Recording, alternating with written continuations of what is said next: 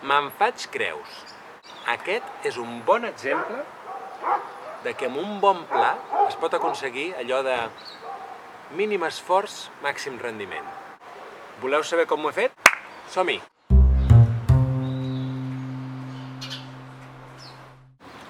A veure que quedi clara una cosa.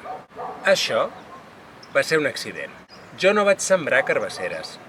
Tot pot començar el dia en el que em va fer molta mandra separar les llavors de carbassa de les restes de cuina que anaven al compost. No vaig separar les llavors que posava a dins del bokashi perquè fermentin les restes vegetals, que després les poso al compost i finalment acaben a l'hort. Quan la temperatura de l'ambient i de la terra va ser l'adequada, aquestes llavors supervivents, que van passar una fermentació, un compostatge i tot el trasllat fins a l'hort, van germinar, van brotar i van explotar de vida.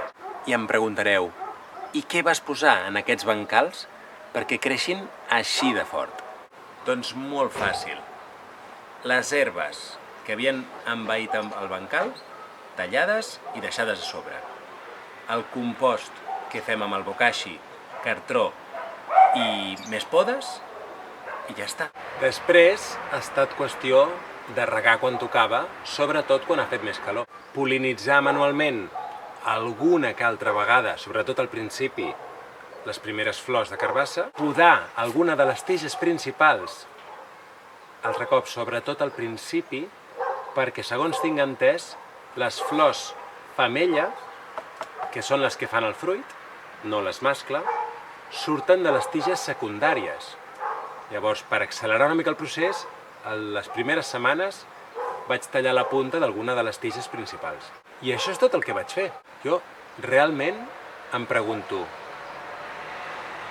i d'on surten tantes carbasses amb la poca feina que he fet? I mira, pels més analítics i cap quadrats com jo, us diria que el total d'hores dedicades amb les feines que us he dit, que són les que realment he fet pensant en les carbasseres, i perquè donin una collita, posa que són 4 o 5 plantes les que he deixat que creixin, perquè van germinar moltes més.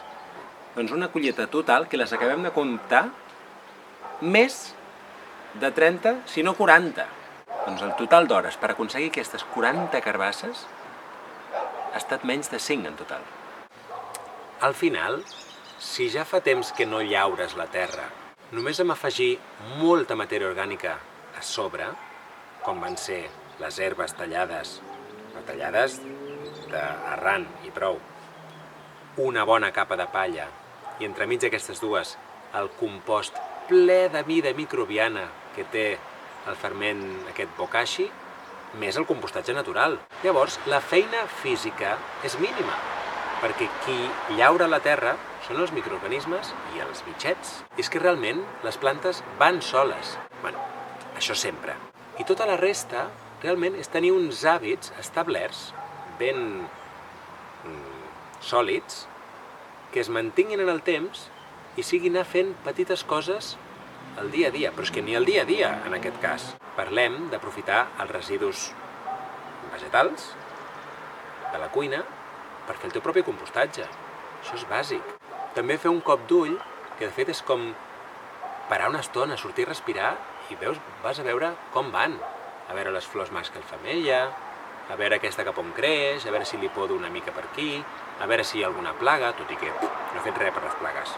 I una cosa que és bàsica és tenir el bon sistema de reg, que ho fas en una tarda o 2 i ja ho tens instal·lat per molt de temps, vés a saber, no sé quants anys pot durar fins que es comença a malmetre. En el meu cas, tenim aquí instal·lat un reg gota a gota que no és automàtic, o sigui, no està programat. Així que cada dia o cada 2 dies, o depèn de la climatologia, havíem de venir, regar una estona i ja està.